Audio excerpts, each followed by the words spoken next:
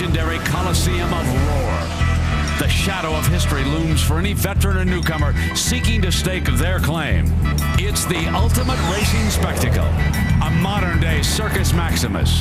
43 brilliant chariots, muffled only by the thunder of frenzied fans. And it's time for them to be unleashed. Oh, baby.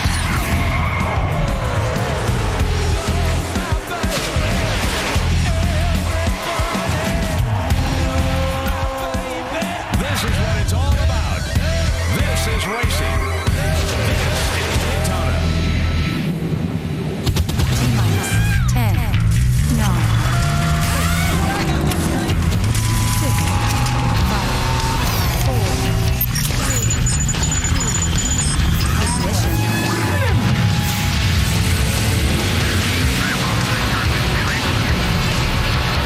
NASCAR Busch Series Countdown is presented by DirecTV as part of DirecTV's Speed Weeks. You are looking live at the Daytona International Speedway. 50 years ago, ground was broken on this hallowed track, and millions now have traveled to the sports mecca to watch some of the most thrilling racing in all of sport. We welcome you on a beautiful day to the Daytona International Speedway. I'm Brent Musburger. It was flat cold earlier today, but it is warmed up. We got a packed house ready for the opening of the Busch season. The Orbit's 300-miler here at the Daytona Speedway. What a field we've got. We've got 24 drivers today who are going to attempt to double in tomorrow's 500, including Tony Stewart. Now, remember, Stewart has never won the 500, but he's the hottest driver on this track. He's captured 2 races already this week in car number 20. Now, today, he'll be driving car number 33 in this Busch race. He's got to start way back. Row 19, he'll be smoking early, folks. Trust me on that one. Right now, let's start our coverage. Let's send it to Alan Bestwick. Alan? Well, Brent, Juan Pablo Montoya is an internationally accomplished racer. He's won the Indianapolis 500. He's won Formula One Grand Prix races in Europe and overseas. But today, he's a Daytona rookie. We'll get his thoughts on how he expects the race to unfold. And you mentioned Tony Stewart. Tony's won every race he's entered this week. He's 2 for 2. And today he tries to win this race for a 3rd straight year. Starting from the back, we'll get the strategy. Here's Mike Massaro. Well, Alan, 3-time IndyCar champ Sam Hornish Jr. is another open-wheel standout trying to make the transition to stock cars. Today is only his 3rd career Busch Series start, but yet it's another junior who could draw most of the attention, Dale Earnhardt Jr. He has 5 Busch Series victories here at Daytona, but perhaps none more impressive than in 2004. Celebrating his Daytona 500 victory from the day before, he partied into the wee hours of the morning. He arose with less than 3 hours of rest, then went on to lead 47 laps en route to victory. Perhaps proof that Earnhardt Jr. can win these restrictor plate races practically in his sleep. Shannon? Mike, David Gilliland has certainly been the feel-good story of the week. Came in 2nd in the Budweiser shootout and won the Daytona 500 pole. What are his expectations for the rest of the season? Plus, Toyota takes to the track for the first time today in the Busch Series. Can they find victory lane? We'll talk with David Runeman about the roller coaster ride he and his team, Michael Waltrip Racing, have been on this week. Brent? All right, Shannon, thank you very much. So what a cast of experts we've got. Folks, there was a young man. He was a great basketball player in North Carolina with the Cleveland Cavaliers. But you know what he wanted to be before he grew up to be 7 feet tall? Brad Doherty wanted to drive stock cars. And he's in our studio with our champion, Rusty Wallace. And Chris Fowler is our host. Take it away, Chris. Brent, thank you. Brad's got great NASCAR credentials. And, guys, what a spot for us right along pit road and victory lane, what it's all about, just right back here. Guys, it's been an off season. There's been testing here in January, practice, qualifying. Now, Rusty, an hour to the green flag. What's going through the drivers' brains? Well, right now, Chris, it's time to get it done. These guys are nervous. They're nervous. They're worried about the big wreck. Is it going to happen? Got a lot of Cup guys racing with Busch regulars. There's a lot of rookies in the field. A lot of unknowns right now. Goodyear's bought a brand new tire. Some of the drivers like it. Some of them don't. Cars are getting real slick. And I'll tell you what, if practice holds anything, there was a lot of crashes. I'm concerned about the crashes. Yeah, you're exactly right. The anticipation, the anxiety, the crew chief's talking to the car chief. The car chief's talking to the motor tuner. The motor tuner's talking to the tire specialist. Everyone's making sure their job is well prepared and ready to go. The over-the-wall guys, they're huddled together. Everyone's checks and balances right now. A lot of anticipation, a lot of anxiety. It's all about newness, new tires, new manufacturer in Toyota. Plenty of new, fresh faces in this Busch Series, as well as the Cup. We'll talk about that. But an interesting story on the pole. It's Eric Almirola driving for Joe Gibbs, the 18 Banquet Chevrolet. He's making his first full season of Busch competition in 2007. He's 22 years old. He's from Tampa. He's not a Cup regular.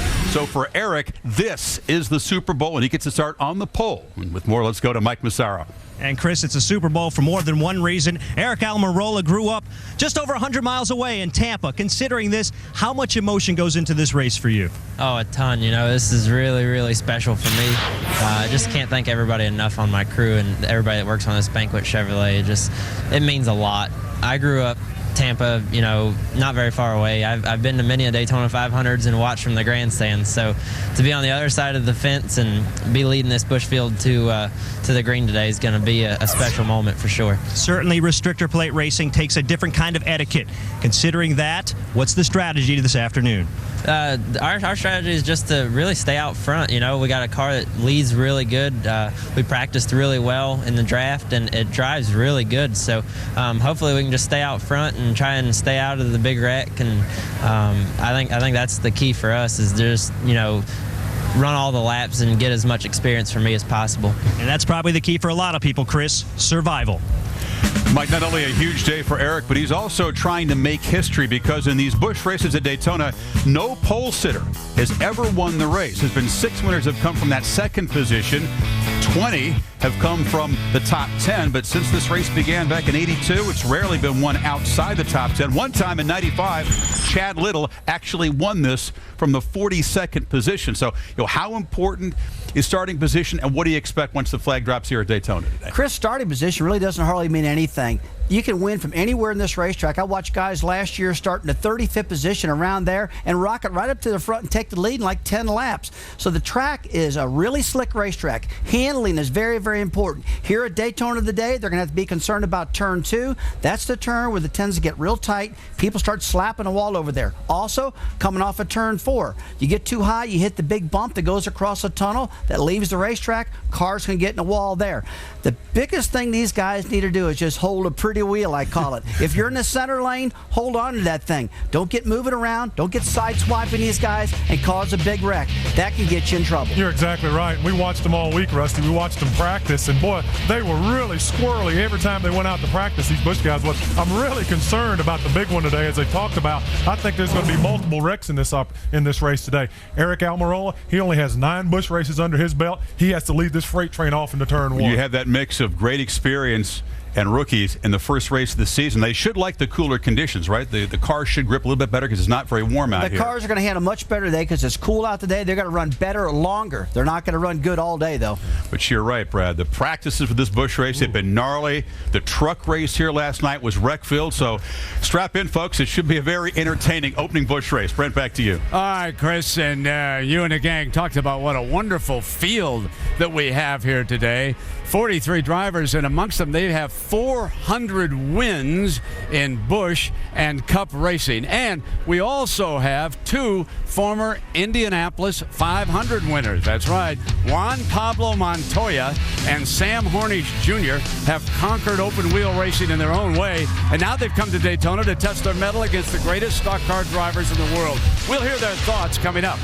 Now, when we consider the 43-car field, we are just over an hour from the green flag dropping at Daytona. What more can you ask for? Gorgeous day, excited fans, anxious drivers, all ready to get back in the saddle. NASCAR Busch Series Countdown, presented by NASCAR Hot Pass, only on DirecTV. And in part by Nissan, who invites you to shift the way you move through the world.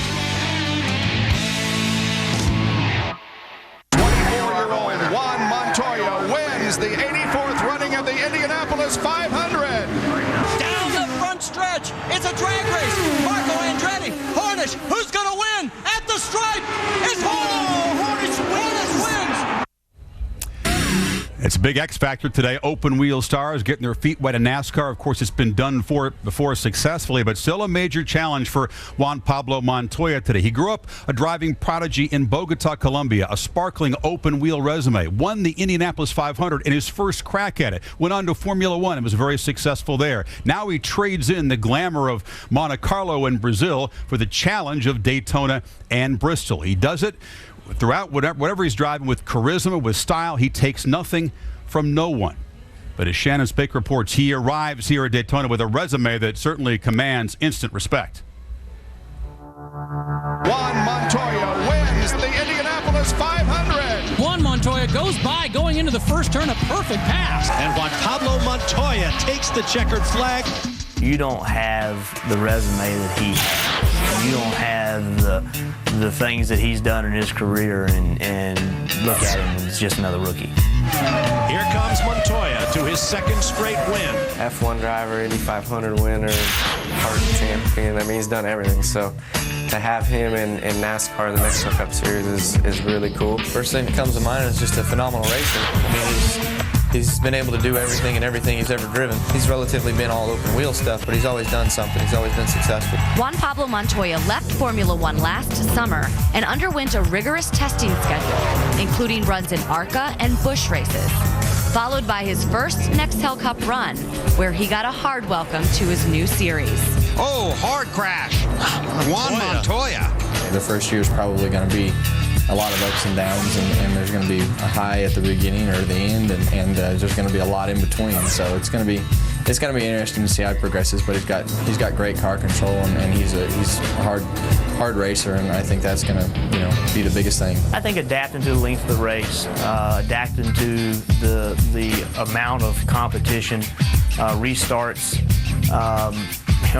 Restarts in our series is just bizarre. I mean, it's 43 cars diving into turn one side by. I mean, it's crazy. Those things, I think, are going to be the biggest adjustment for him. Entering his first full Nextel Cup season, Montoya is classified as a rookie. Despite his past accomplishments, respect must be earned. As I learned last year as a rookie, these guys, they don't appreciate somebody coming in and taking food off the table, and so you got to earn it, and they make you earn every inch. Juan Montoya's never driven these types of cars before. He hasn't been here enough to recognize what stock cars are capable of, what they do, and you know what it feels like to be in the big one. He will be given the benefit of the doubt because he is who he is. I think this is good for NASCAR. I think this is good for F1. I think that the F1 fans are going to realize how hard this is and have a greater appreciation for it. And I think the NASCAR fans are going to realize that there are a lot of great drivers around the world that, given the opportunity, can be successful at this. So I think the race fans are going to get a whole lot smarter through this experience. Montoya's Texaco Haviland Dodge rolled out just a few minutes ago. He qualified it in 16th position here. And that car is about double the weight of the car that he was used to driving in Formula One. It's great because a lot of F1 drivers have nothing but disdain for NASCAR, but not Montoya. He's enjoyed the experience in one of the Daytona 500 qualifying races, led about 8 laps before he got a cut tire. What do you make of his chances today? I really think he's got good chances, Chris. He's got to pay attention to the way these cars handle, though. I was able to drive an IndyCar at Homestead this year, Sam Hornish's car, and let me tell you, they really react real fast. They have a lot of downforce, and these stock cars don't have that. So what he's accustomed to is going to be way different. Juan's going to have to get used to the air buffeting around in the stock cars. He's going to have to get used to how the handling just goes away and nothing flat on one of these cars. And above all, though, Chris, he's probably going to have to understand the competitor he's racing against, because we're passing back and forth every single lap, a lot of stuff going on, twice the amount of cars he used to usually driving with. It's going to be way different. But he is the best open-wheel guy I've seen come to this sport and get in, plug and play, and make it happen. You know what, the big thing, too, Rusty, we've watched him through testing and through practice. He gets better each time he gets in the race car. And he does a wonderful job in the draft. He's picked up things. He's assimilated things very quickly. And I think what we'll watch with him throughout the year as the season goes on, he will get better and better. And you said it, he's one of the best race car drivers in the world. I think his fellow competitors waiting to see if Montoya will show patience. He's by nature a very aggressive guy. He goes to IndyCars. He's not giving any quarter to Andretti. He goes to Formula One. He's pushing Schumacher all over the place. He's used to being aggressive. We'll see how he handles it coming into this new sport. Meanwhile, Sam Hornish Jr., another former Indy 500 champion, in here today. Will he show the patience in adjusting? He's going to be back to defend his Indy 500 title, but he's running about 11 Busch races, and he's with Mike Massaro. Well, Chris, Sam Hornish Jr. has 3 IndyCar titles, but he knows success in NASCAR is far from automatic. What do you need to adjust to here in these heavy stock cars? Well, there's a lot of things depending on which track you're at. It's anywhere from how loose the car needs to be at the beginning of the run to keep it from being too much push at the end, to coming to a super speedway and learn how to make friends out there, using the draft to your advantage, and having somebody that's willing to push you at the end, as well as being willing to push somebody else if it comes down to it. How much is the draft different in a stock car compared to an open wheel Indy car? The cars obviously cut a bigger hole, but another thing about it is if you do make a little bit of a mistake, if you do touch a little bit, it's not quite as catastrophic as what it would be in an Indy car.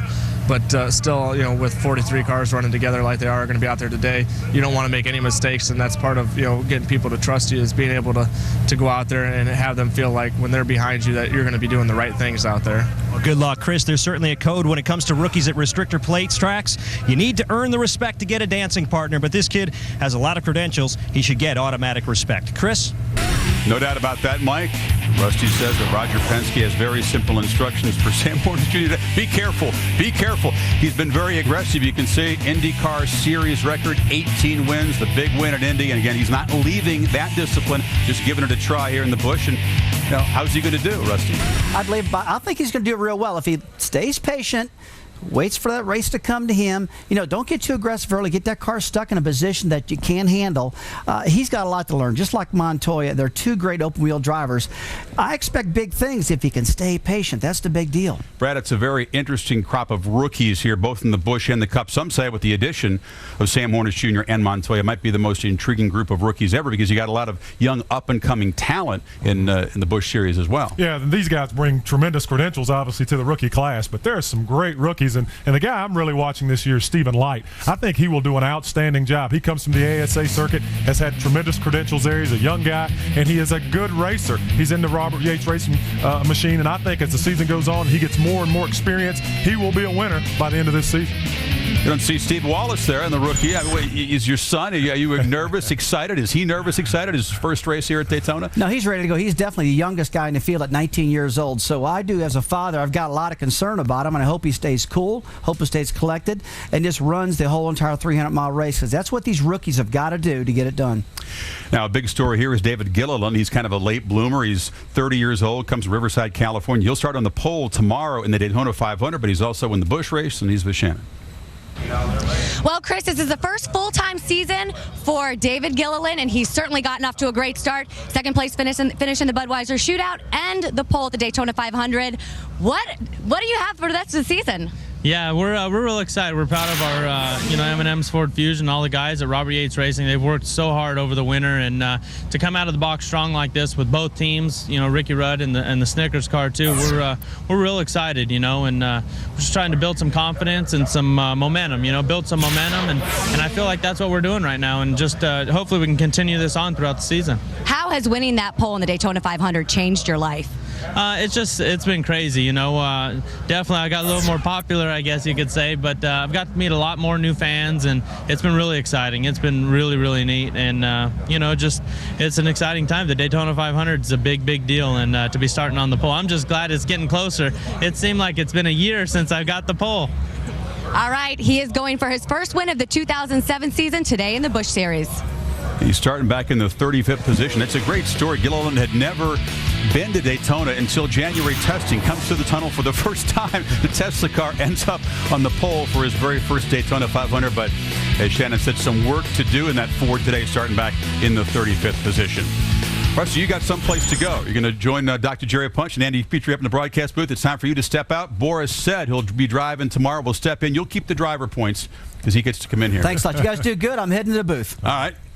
When we come back, we'll continue on our countdown Interesting story, and we'll talk about Dale Jr., the man who's done so well the Daytona and restrictor place races. Tony Stewart won this the last couple of years. He'll start near the back of the field in today's Busch race. NASCAR Countdown, back live from Daytona International right after this. Welcome back to NASCAR Busch Series Countdown, presented by DirecTV as part of DirecTV's Speed Weeks.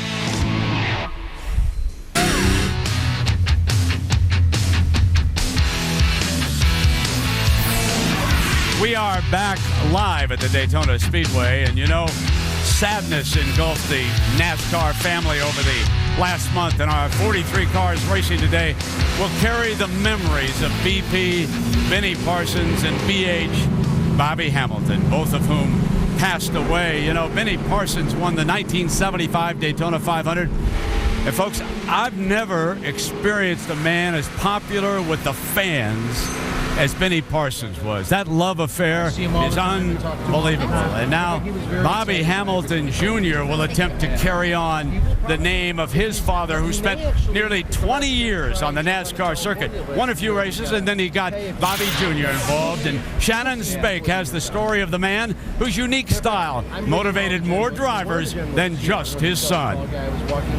In the new world of NASCAR, Bobby Hamilton remained an old-fashioned man.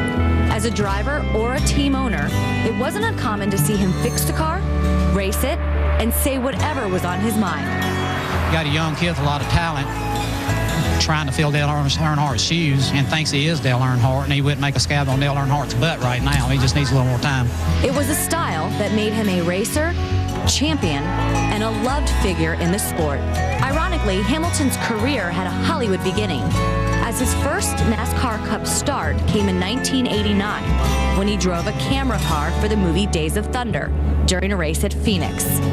He was instructed not to race hard. Hamilton didn't listen.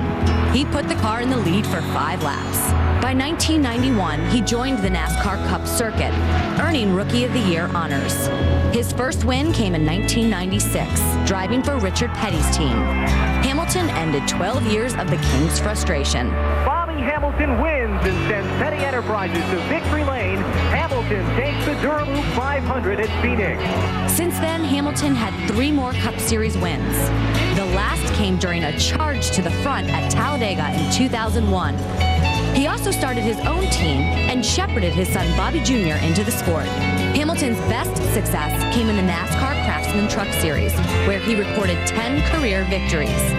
In 2004, he won the Truck Series championship, including 4 event wins, making him the first champion owner-driver in NASCAR since Alan Kulwicki in 1992. Hamilton continued to race until 2006, when he was diagnosed with cancer. In true Bobby Hamilton fashion, he drove the next race, then immediately left for treatment. Bobby Hamilton, old school till the end. And this week, Bobby Hamilton Jr. has told the media that he will carry those sweet memories of his father to the race here this afternoon. And earlier today, Alan Bestwick caught up with Alan Jr. Well, Bobby Hamilton Jr. gets set to start at Daytona in a car that's painted like one his father won in a few years ago. Bobby, the first time at the racetrack without your father being nearby, what are your thoughts today?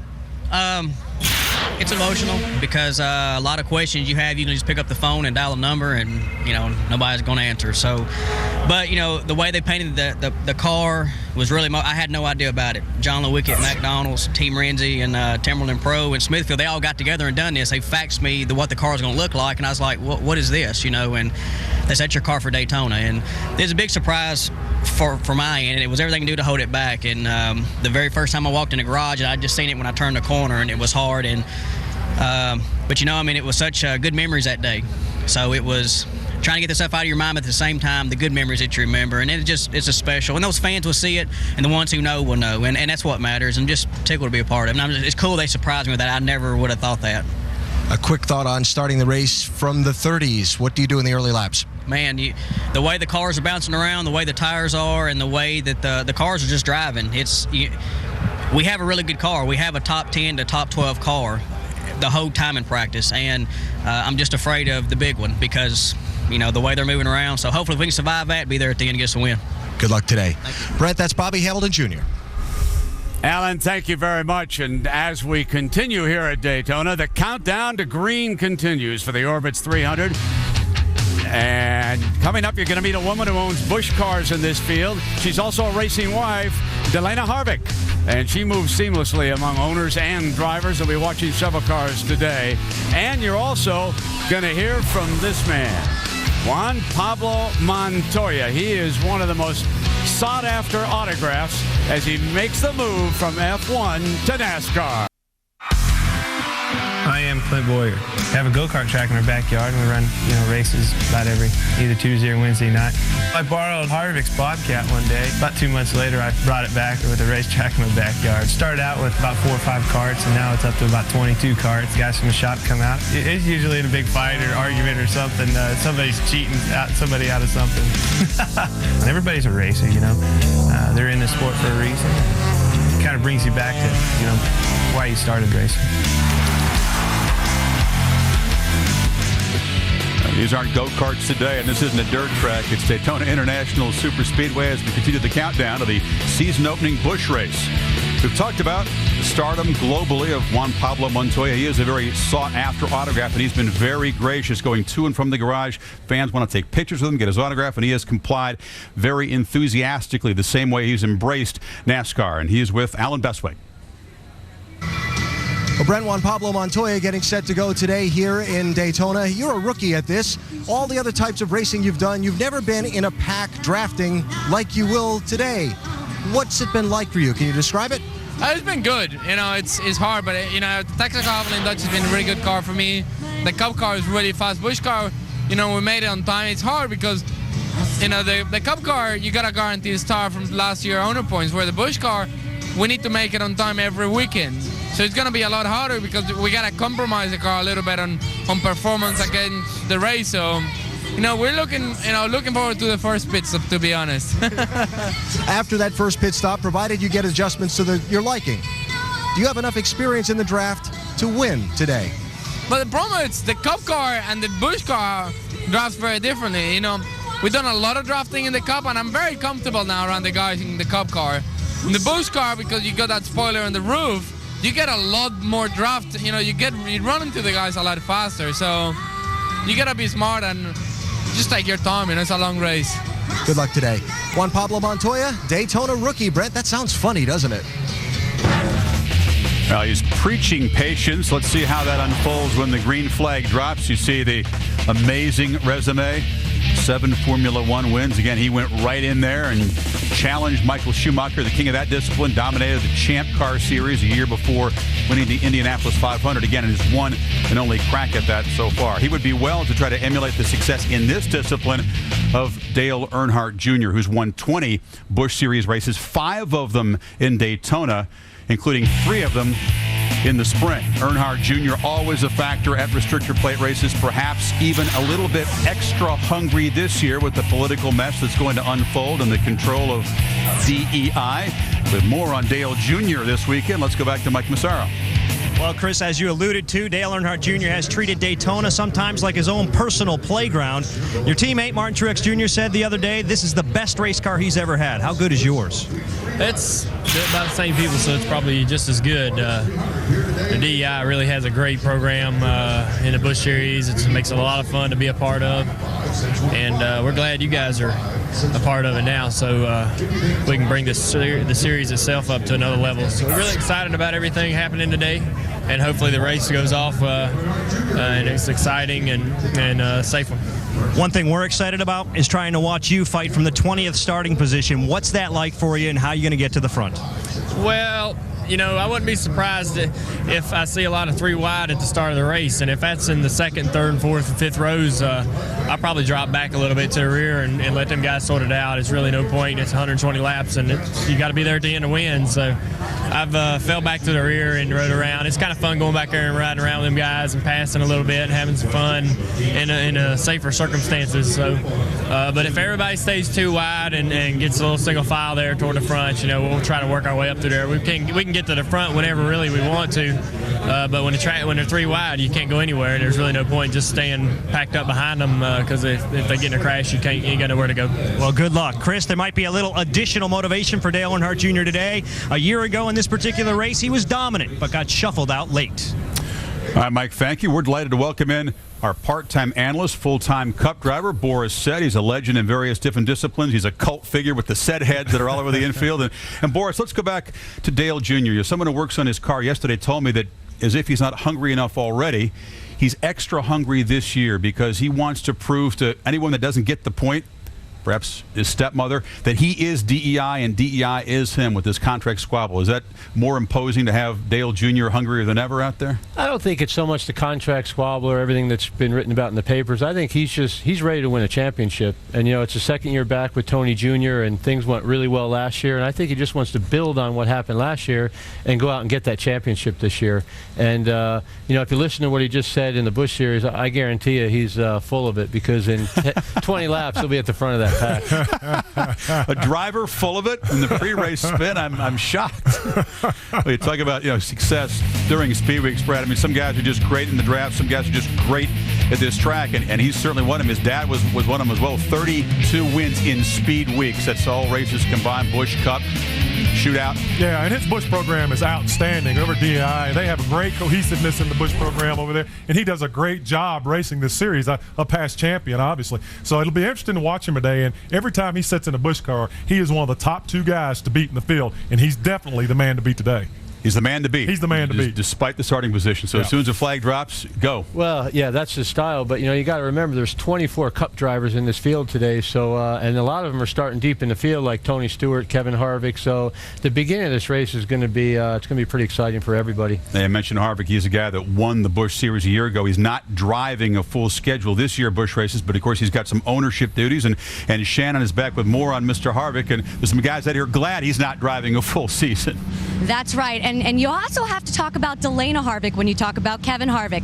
Delana was just 3 weeks old the first time that she went to a racetrack with her father, short track racing legend John Paul Linville. Today, her and her husband Kevin Harvick own Kevin Harvick Incorporated, and she is one of the most influential women in the garage. Delana, Kevin's wife there, who's a very intricate part of keeping him in line. I got a pretty well-rounded idea of what it takes to run, a race team from an early age, and that just has stuck with me. That's all I wanted to do. I don't argue. I just, hands down, it is what it is, or you get a... I want to be hands-on everywhere, but there's only so much that I can do in a day, and they give me a hard time about that, but I won't let go. I'm a control freak, and I want my hands in everything. Could you have at least worn a hat? I'm just a perfectionist, big type A. Well, you've just pretty much ruined my day. Because you... I'll carry this for you. I think the biggest obstacle is trying to manage people. The lights are so bright. You're a superstar.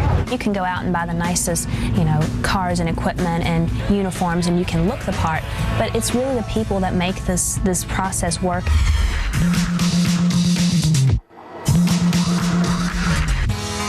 I think so many times women see this glamorous side of racing that, it's almost kind of commercialized and dramatized, and, this is a job, and that's what I want women to understand is it's not just glitz and glamour. I mean, if you want to come in and be a part of this sport, you better be prepared to work. Got any clean clothes? I told you weren't done. I've got work to do. I really, really have some work to do, so, yeah, KHI keeps me pretty busy.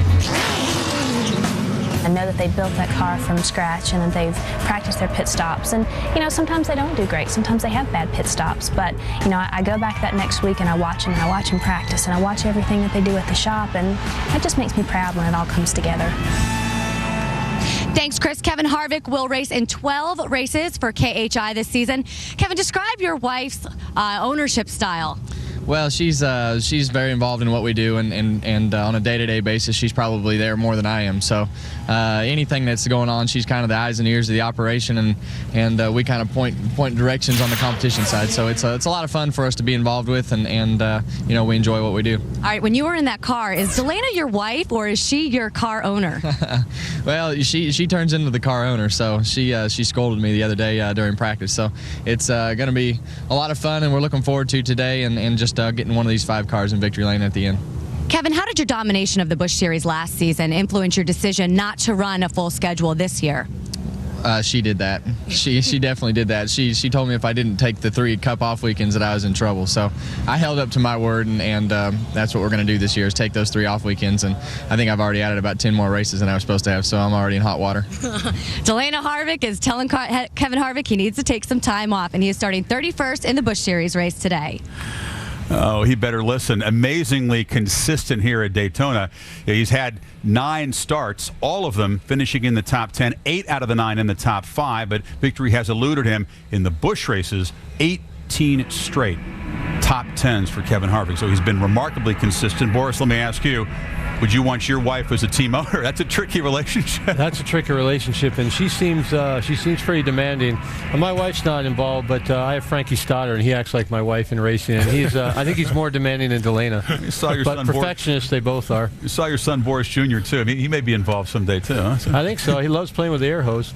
Now, talk about guys trying to master the busy schedule. Brad Harvick is not doing that this year, but there are a handful of guys trying to run a full Busch schedule and a full Cup schedule, potentially 71 races over 9 months, a physical and a mental challenge. Well, it is, and for the young guys, they do it. They need the experience, the seat time. But for some of the older guys, it becomes some corporate obligations, sponsor obligations, and you can burn your candle a little too thin. You got to be really careful doing that. But it gives the young guys a great opportunity to get extra seat time and learn some of the tracks. And Carl Edwards getting seat time in the Truck Series as well. He ran out here last night, had some bad luck with the engine, but he's trying to do 3 things some weekends. And out of that list, 2 of those guys are married, so I'm sure they're going to need marriage counselors by the end of the year to try and do that schedule. That's a pretty busy schedule.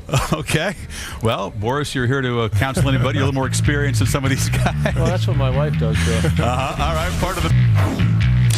Back at Daytona International, less than a half hour from the green flag. NASCAR 2007 almost underway with the season-opening Busch Series, the Daytona 300. And this great super speedway, a little breezy, a little chilly, but the rain is supposed to stay away for both races this weekend, and that certainly is good news. Well, our crew chief emeritus knows just about everything you can do inside and outside of the rules to a race car is Tim Brewer. He's got our cutaway car. Tim? Thanks, Chris. Here's our ESPN Cutaway Chevrolet car. What we can do at the NASCAR height inspection station is turn this left rear wedge bolt down 1 round. The right rear, we can manipulate it 1 round. Come back to the track bar. We can raise or lower it. Upon the driver and crew chief, they can manipulate the chassis of the spring rate of this car by inserting a portion of this spring rubber into the spring to tighten or free the car up, as well as air pressure in the tires, one of your easiest adjustments, and refine. We can increase the pressure in this tire or decrease it to free the car up, tighten it up, make sure that the thing's got really good grip to where the guy can really manipulate and lean on this thing throughout the day, because handling is a key factor here to win this race. Back to you, Chris. All right, thank you, Mr. Brewer. The impound in effect after qualifying, so the morning of the race, it's all about the rear end for the crews. There's not too much they can do under the hood of these cars. It's not just the drivers, Boris, it's also the crews that are a little bit keyed up and nervous in the first race of the season. Yeah, I mean, it's the first race of the year, so everybody wants to hopefully get a good finish, make it to the end, get some points on the board, because there's nothing worse than, going out on lap 20 and being 43rd and then, having to start the season in the hole. Now, technically, the NASCAR season got underway last night here, the season opener for the NASCAR Craftsman Truck Series. Brad, a series you know very well, and this was wild and woolly. As we checked the highlights of this race, I mean, it was a chilly night, very cold for the fans, and there was some gnarly stuff going on here. Man. Terry Cook's 59 truck. They got to beating and banging early. Watch this truck. It just literally exploded after Terry hit the wall. Caught on fire, huge flame out fires. He was okay. Terry got out unscathed, but there was beating and banging, just like the Truck Series gives you all night long. There goes Chase Miller's number 4 spinning. This happened all night. We're just picking out a few of the selected wrecks here, and they were swapping the lead late. I mean, watch Travis this. Kvapil, Jack Sprague, he hadn't won here at Daytona, but he's the series champ. Look at him get that 3-wide finish. I mean, they go down into 3, and they split the crosshairs and leave Jack right in the middle there, and he comes right back out and gets on the outside, and then they split Travis Kvapil and leave him all alone. Travis Kvapil was already practicing his victory speech on that one, and you saw the checker flag right there, and it got snatched from him. Sweet for Sprague, the win at Daytona. You can see the Busch cars getting lined up, and we'll come back to Daytona International right after this.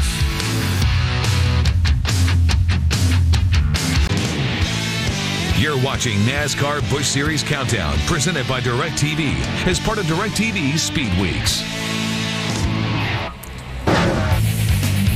And welcome back. It's Lake Lloyd in the infield there. You can turn some serious speed there in boats, but these guys will be turning speed on the track when the green flag drops in just a little while now. Eric Almirola, again, the Tampa native, Cuban heritage, will start on the pole. Mark Martin welcomes himself back to Busch races at Daytona for the first time since '99. Martin, the veteran, with a record 47 Busch Series wins. Plenty of talent. Carl Edwards is kind of the preseason pick to win this series title. So there's the first 5 rows of the grid. Your thoughts on those guys? Well, the young man I'm watching, I keep talking about, is Stephen Light. I think he is going to have an outstanding day today. I think he's going to have an outstanding year. He's right beside the veteran Mark Martin. He can fall in with Mark and learn a lot early. But I'm telling you, I'm really concerned about this race early on. I think there's a lot of inexperience sprinkled throughout the lineup. They had a tough time practicing these race cars. I think they got to hold their breath for the first few laps. Light just turned 20 years old. He's made 20 starts, but at Daytona, it's a little different deal, huh? Daytona, you need experience, and nobody has that more than Mark Martin. I mean, he's forgotten about more of his wins than most of these guys ever hoped to win. And then you got a guy like Tony Stewart, who's been pretty much Mr. Daytona all week. So, and Dale Jr., who this is pretty much his backyard. So any one of those three are going to be in it for the hunt for sure at the end. We thought Mark Martin was about to hang it up. Then he got re-energized by his run at the Cup a year ago. Now he's jumping back into Busch. So you can't get the 06 car out of the grid. I think he keeps retiring so he can add more races to his schedule. There's Tony Stewart taking a little lap there, getting introduced to the fans. The mandatory driver introductions. Can Smoke make it 3 in a row? Yeah. The new Tony Stewart look. Slim down, yeah. 10, 9.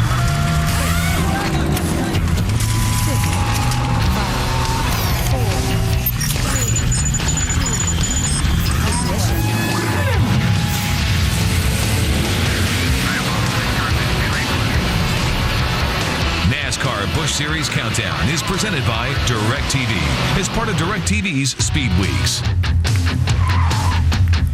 You are looking live at the Daytona International Speedway, the mecca of stock car racing. And folks, we are ready to go racing here on ESPN2, the NASCAR Busch Series, about ready to begin. It has been presented by DirecTV on a beautiful day from Daytona Beach, Florida. It will be the first race of the 35 race series. And remember now, all of the Busch Series races this year will be covered live on either ESPN2 or ABC. Right now, let's go up to the fellows who will call the action. Here's Jerry Punch. Jerry? Thank you very much, Brett, and we are thrilled to be the exclusive home now of the NASCAR Busch Series. And guys, all week long we have seen surprises in practice and qualifying in these Busch Series cars. What do you guys think will be the big stories here today? Jerry, I'd say one of the big stories can be Juan Pablo Montoya, the F1 driver, the IndyCar champion. How can he handle the Busch Grand National cars? He's never been to Daytona in a Busch car before. The track is slick. They got a brand new right-hand side tire, which is playing havoc with these guys. A real durable tire, though. So the conditions are going to be wild out there. The other story is, how in the world is the slick track off of turn 2, turn 4 going to handle? They got a big bump off of turn 4. A lot of guys been hitting the wall. Off of turn 2, they've been sliding up, getting in the wall there too. It's going to be pretty wild out there today, but I expect a big race. Around lap 15, wait for the cars to start getting the old handling. I think it's going to be the aero package. I think it's that new aero package or the different aero package that the Busch cars have. It's going to throw in some curves. The Cup guys that are driving in the Busch race, it's a different package, different feel. So these guys have got to get used to it. They've got to get their cars handling right. They've got to be able to make adjustments and make communication with their crew. And the rookies have to deal with this as well. So I think it's going to be the aero package. A year ago, they set a record here at Daytona, 11 caution flags for 35 laps. They'll have their hands full today. We'll follow up what's going to happen as we lead to the green flag with more of Countdown when we come back. NASCAR Busch Series Countdown, presented by NASCAR Hot Pass, only on DirecTV. Can we just do it ourselves up here? While you guys are... We probably could. Yeah. International back on the grid at Daytona International Speedway. Tony Stewart here just in a huddle with some of his friends and having a chat before he gets ready to go racing. Tony, normally when a guy qualifies 38th, you say, well, his car must not be all that good. How good is your 38th place starting car? Well, I think it's pretty good. I think the car I'm standing next to that's 36 is pretty good. There's a bunch of us that are starting in the back that our cars are probably really good. So I'm just real proud of Kevin Harvick and Delana and all the guys in this Old Spice team. I mean, we're going for the three-peat. So we'll see what happens. I mean, we've been good here the last 2 years, and we've never qualified better than 20th and have won the last 2 years. So I don't think the qualifying is indicative of what we can do in the race. A lot of talk around the garage this morning about strategy from behind the wheel. Will people drop to the back and let some of the traffic thin out before they try and charge to the front? What are your thoughts about that? Well, it's not thoughts, it's a fact now. I mean, I've since I got back here, Kevin and Scott and Dale Jr. and myself, Bobby, we've all, I guess, kind of talked about it. We're going to let everybody thin out. It's the problem is you don't run with a lot of these guys, and some of these guys, it's their first time here, so it's kind of a self-preservation type mode for a bunch of us. We're going to get back here and just kind of take it easy and let everybody sort out, and then once everybody gets sorted out, then we're going to, make a charge. Define sorting out for us in terms of when will you decide to go? How long will you wait? I let the boss decide that. I'm letting Kevin decide. I'm going to follow Scott, and I think Scott's going to get hooked up with Kevin. So I just told Kevin the big thing is just make sure to let me know when we're pulling the pin and deciding to go. So I'll get the word from the spotter that his spotters come over and said it's time to go, and we'll all go together. Thanks for the update. Good luck today. Thanks. Tony Stewart getting ready to start a bid for a third straight Daytona Busch Series win in this race. Chris, he's going to be back in the pack to start with.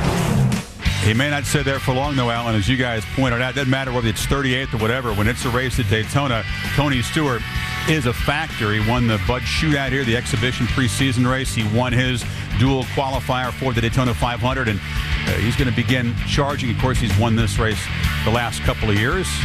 He slimmed down boards in the offseason. He shed about 10 pounds. He says it'll help him in the car. Starting back there, patient or not, you expect to see Stewart charging up through? I mean, I don't think he knows the meaning of take it easy. I mean, it's Tony Stewart, for crying out loud. I mean, he won the Chili Bowl in the offseason, and he's been winning everything there is here to date. But I still don't believe those guys. Those guys are going to go straight to the front right from the start, and he's definitely going to be the factor today. He wants to three-peat, Brad, but he really wants to win tomorrow. The Daytona 500 has been the race that's eluded him. He was your pick to win this race and also win the season points title. Sure, and today they'll let some of the traffic thin out as best they can. Like Boris said, once they get in that race car and they start going forward, different things happen and they're going to want to go. But I do pick him to win tomorrow. I think today, I think Tony Stewart has an excellent chance to get to the front, especially if he can hang in there with Kevin Harvick and Dale Jr. and those guys and sort it out in the end. He's a tough race car driver. No, he sure is, and it should be pointed out that his car was probably set up with the race in mind more than qualifying. He's already in. Some of these guys who aren't in have to set the car up for qualifying. It's a little bit different, and Tony drops down and races in the bush occasionally and has very good success. And again, he's trying to do a pretty amazing winning streak here. Yeah, like Boris said, it's all about experience, and this guy has a ton of it in various race cars, but he's extremely good here. And I think at the end of the day, we'll see Tony Stewart, Kevin Harvick, those guys finishing around the top. Again, he's on the number 20 car on Sunday, the number 33 car when he races in the bush. He's, of course, in that Monte Carlo. The Toyotas, the new manufacturer, is something we really haven't hit on here. They got 4 in the bush race. You got 4 of the 8 in tomorrow's Daytona 500. How are we going to see them perform today? Well, I think it's been a successful weekend as far as Toyota is concerned, and 2 of the top 5 are actually in the starting lineup today. Todd Braun's entry and Jason Leffler, who's a tremendous Busch Series racer, starts up front today, and I think he'll do a great job. I think the Toyotas will have a successful weekend and come out of here unscathed.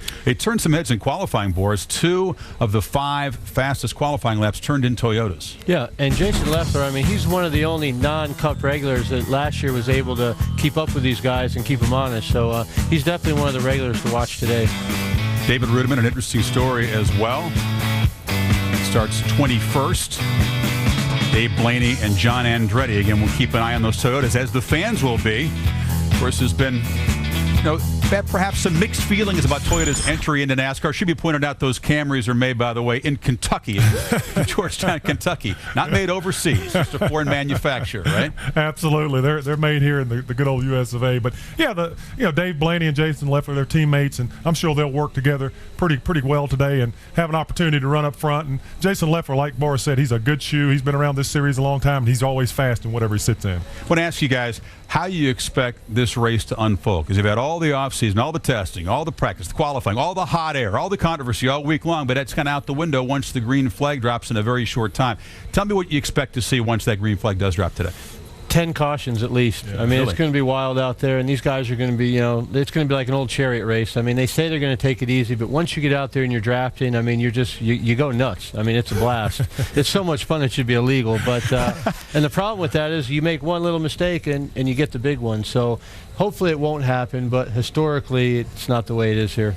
And the big one is that super speedway phenomenon when all hell breaks loose and everybody's running. You expect to see, like he said, 10 cautions? Oh, I'm very concerned about this race today, especially after watching practice all week. I mean, the Busch Series drivers were all over the racetrack. There were people hitting the wall left and right, and these cars were impounded. So they're going to get in these race cars cold and not have any idea what they have until about the first 10 laps, and that could be very, very detrimental in the first 5 laps. All right, one guy is now a Cup regular, but he's been very successful in the Busch Series. 2-time Series champ is Martin Truex Jr., and he's with Mike Massaro.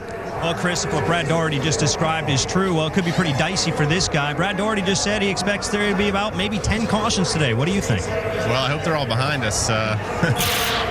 You never know here. This hard tire and this aero package on these cars makes for 2-3 wide big packs. So anything's possible, but we'll hope to stay in front of our Bass Pro Chevrolet. It seems like there's a pretty good chance, guys. The car he's driving has won 3 times. Shannon? I'm here with Carl Edwards, who's getting ready to get into his Busch car.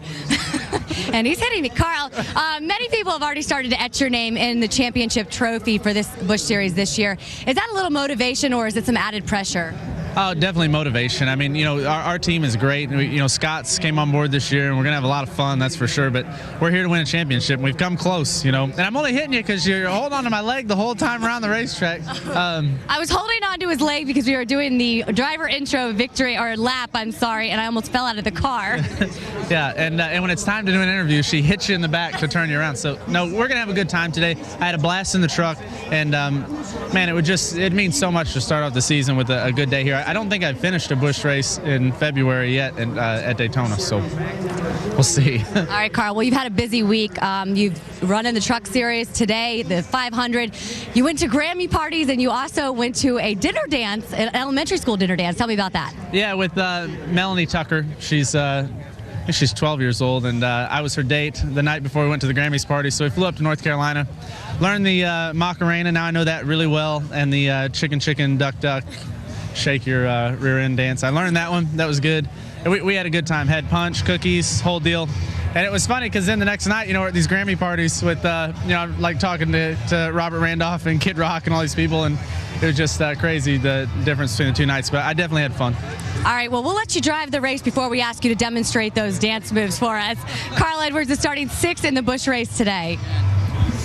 Shannon, I did not expect to hear the Macarena brought up today. Full contact on the track, full contact interviews here in NASCAR. Last couple of seasons, Edwards has finished 3rd, 2nd last year, runner-up to Harvick, and he is the favorite. That makes it pretty dangerous to give the guy the trophy before the season series even starts, Brad. Yeah, that jinxes him 100%. But we all know Carl Edwards is a tremendously talented race car driver, and the Scotts Ford is very capable of running up front each and every weekend. So I think people are going along with that combination as being a winning combination at the end of the year. Plus, last year he was the only guy to keep Kevin Harvick honest. He decimated the field last year, and Carl was the only guy to keep him in distance and striking distance. So he's definitely the favorite to win the championship this year. Okay, so that Busch season, the first of 35 races, about to unfold.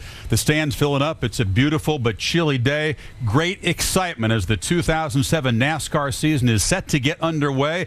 Sit back and enjoy this Daytona 300. And if these guys are right, there's going to be a lot of entertainment value. Yeah. Wild and woolly out there, and the green flag is going to drop in just a couple of minutes. But now we're going to throw it to the track announcer for the invocation and the anthem, and then the green flag. So, folks, enjoy opening day of the Busch season, and let's join now Jim Trado.